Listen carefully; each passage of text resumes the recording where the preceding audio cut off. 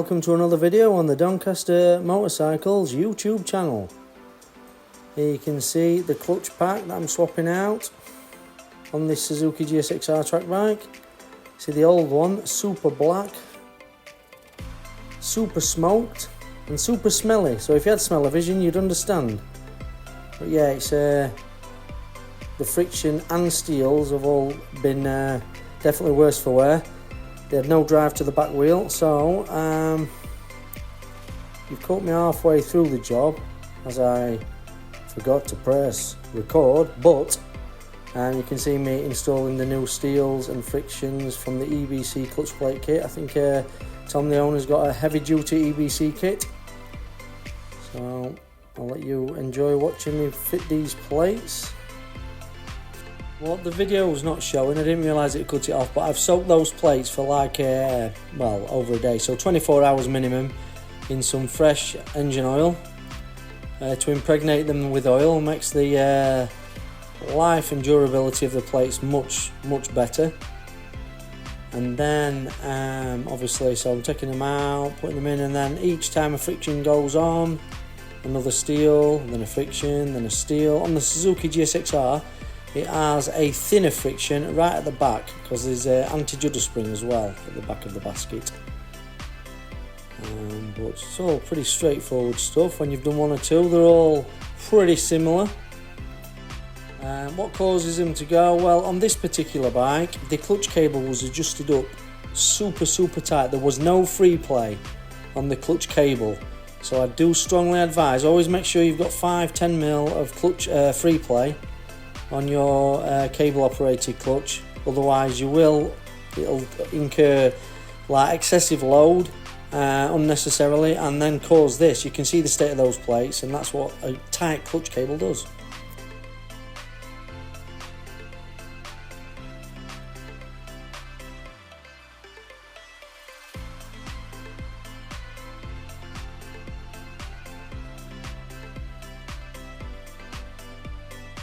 Here you can see the old spring and the new spring, so we've got a new set of heavy duty springs. There was in spec, to be fair. Like I say, it was the clutch cable that caused this clutch to expire sooner than it should have done. But whenever you replace the clutch plates, steels, always, for the cost of it, always put a set of springs in as well. The EBC kits actually come with them anyway, so you don't need to order them separately, which is good.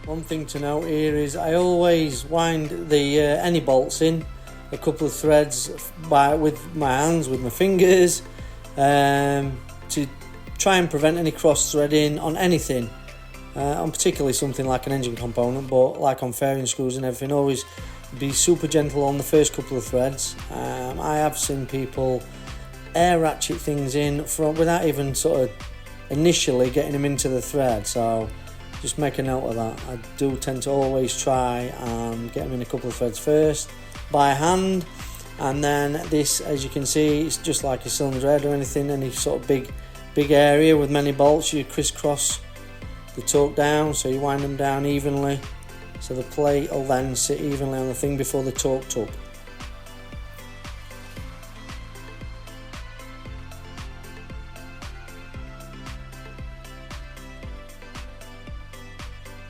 And I am sure I will get people asking this question, so I will put it in the commentary, and I'll still probably get asked this question. But what's the torque setting?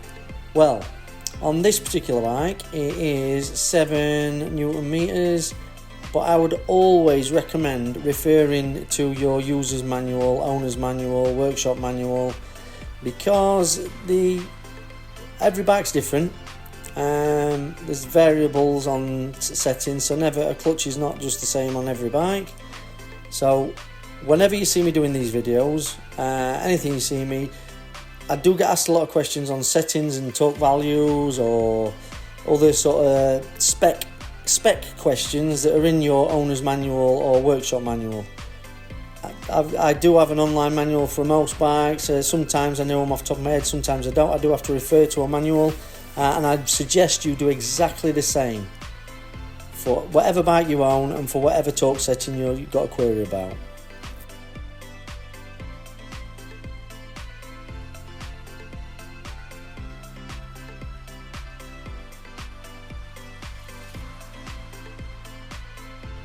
Here I'm using what I consider my small torque wrench.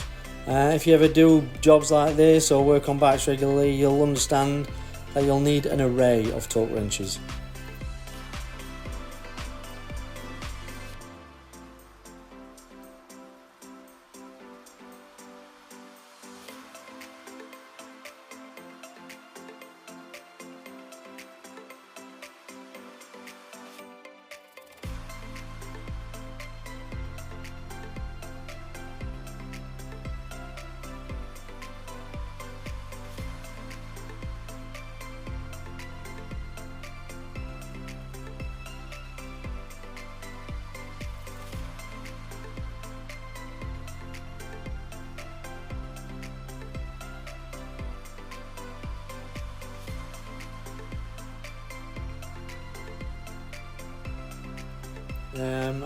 You'll recall earlier when I said refer to the workshop manual, and it's something I'm going to have to do when I finish this job.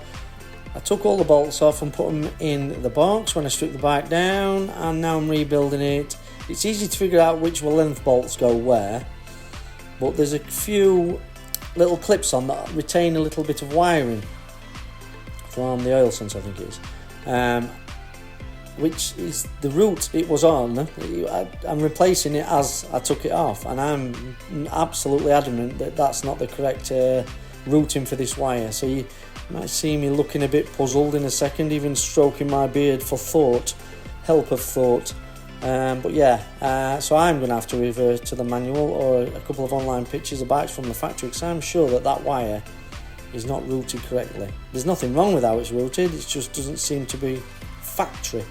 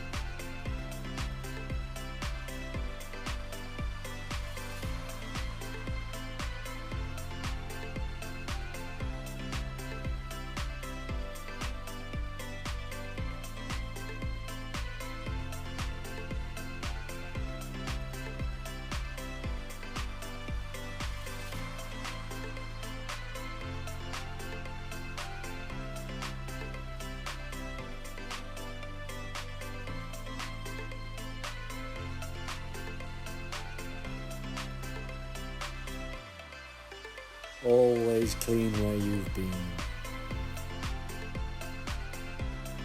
Ooh, a shake of the head. You can see I'm still not happy with that wiring. I will refer to some pictures and the manual and see what she says. Ah, the power of the beard.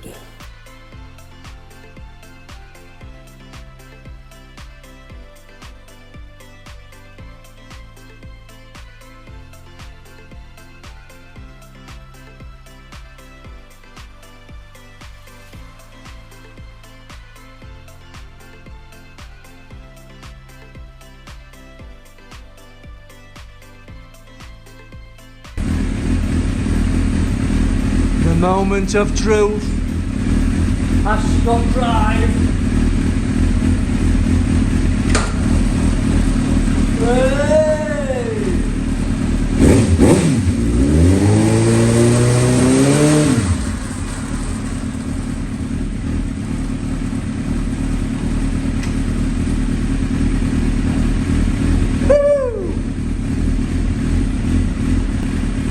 So for anyone that didn't see that previous little snippet that I put on the Facebook page, I believe it was it? Or did I put it on the Facebook page? Anyway, when we tried that before we stripped the clutch, that wheel didn't even spin, even revving it up to, I think it took it up to about 8,000 RPM. But now even on tick-off, it's got drive, and I daren't put my hand on it to try and test the resistance. So we know she's all good.